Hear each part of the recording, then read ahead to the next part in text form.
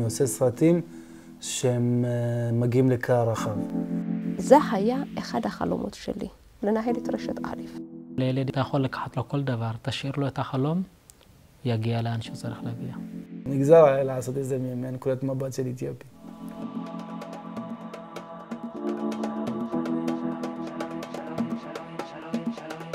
אני התחנכתי, גדלתי בבית, בשנה הבאה לירושלים.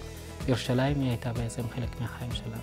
מעל כדור הארץ, מתחת לשמיים לאלוהים. מדינה אופטימלית, אידיאלית, מדינה שבה חיים אנשים רוחניים, אנשים בריאים, אנשים צדיקים. את הולכת לירושלים, זה אומר שאת נבחרת על ידי אלוהים. שמעתי סיפורים על ירושלים, שאליה אנחנו הולכים. הסיפורים נתנו לי כוח להמשיך. לא הרגשתי את העייפות, ולא את הסלעים שחתכו את כפות הרגליים. לא רציתי שיפסיק לספר לי על העיר הקדושה. הסרט מספר על נער שעלה דרך סודאן. ראיתי את אמא שלי רצה לאבא, מחזיקה אותו ובוכה. בגלל שאני הייתי קצת מרוחק מהנושא ולא עשיתי את הדרך הזאת, יכלתי לגוע בפצע יותר מהר מכל מי שעבר את הדרך הזאת. וזה לא דרך אתיופית, כי דרך אתיופית זה בעצם לשמור בבטן. גם דברים שכואבים וזה, לשמור בבטן זה איזשהו כוח שיש לבן אדם. אני בערך בן 14-15, יושב על אם הדרך, כמו שאומרים, משחק עם החברים שלי, ואז אני רואה אנשים מהכפר שלי, צעירים, הולכים לכיוון סודאן. המסע מתחיל. הרגשתי שאני נוגע בחלום.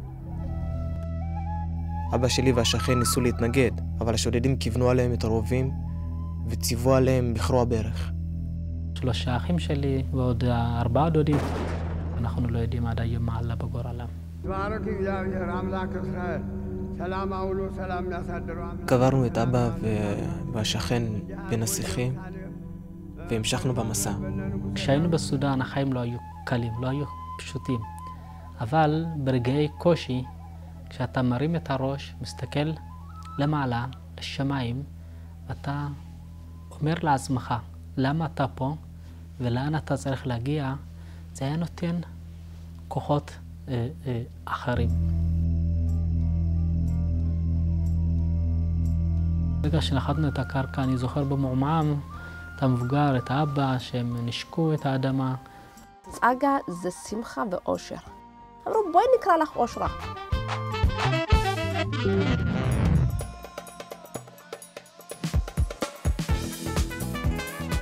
בעצם חג הסיגד הוא חג שבני הקהילה קיבלו אותו ולמדו אותו מספר עזרא ונחמיה ושימרו עליו, והם מביאים אותו, אני אומר כפיקדון, אבל הוא לא פרטי שלנו, הוא לא אישי שלנו, הוא שייך לכולנו.